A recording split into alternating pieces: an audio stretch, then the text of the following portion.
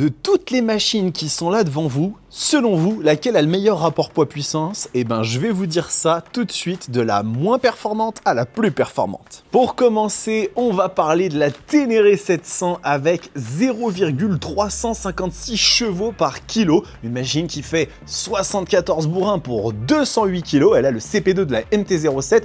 Et croyez-moi que même comme ça, elle s'en sort extrêmement bien parce que c'est une machine qui est prévue pour le franchissement, le off-road. Et en ce sens, elle n'a pas besoin d'avoir des avalanches de puissance, mais surtout un moteur bien maîtrisé, et croyez-moi que ça, elle le fait vraiment très bien. Ensuite, c'est la Tracer 7 avec 0,365 chevaux par kilo, toujours le CP2 de la MT-07, mais avec 203 kg, elle est légèrement plus favorisée que sa sœur franchisseuse. C'est une machine qui est extrêmement agréable et polyvalente, croyez-moi que ça suffit très bien pour se faire très plaisir. Ensuite, elle était souvent en première, la pauvre, dans pas mal de nos classements, et bien là, la MT-07 remonte à la 3e place avec 0,404 chevaux par kilo. On est toujours avec le CP2, mais là, comme on est à 183 kg, eh bien, elle prend la tête de ses sœurs franchiseuses et trail avec une machine ultra agréable et ce CP2 toujours aussi pétillant. Elle ne domine plus les débats, elle a seulement la 2e place, c'est la Tracer 9 GT+, avec 0,513 chevaux par kilo. Ça commence quand même à causer pas mal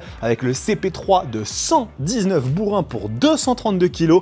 Encore une fois, croyez-moi que cette machine vous fait très facilement oublier les kilos qu'elle peut avoir en plus par rapport à d'autres machines de la gamme, avec un moteur toujours aussi sensationnel. Et finalement, la reine de la catégorie dans la concession, c'est la MT-09 avec 0,617 chevaux par kilo. Ça commence vraiment à faire pas mal.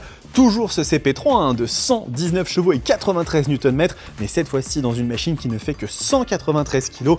Croyez-moi que là, on commence à vraiment s'énerver. Si vous tournez la poignée un petit peu trop fort en seconde ou en 3e avec les assistances désactivées, il se peut qu'il se passe des petits trucs avec la roue avant.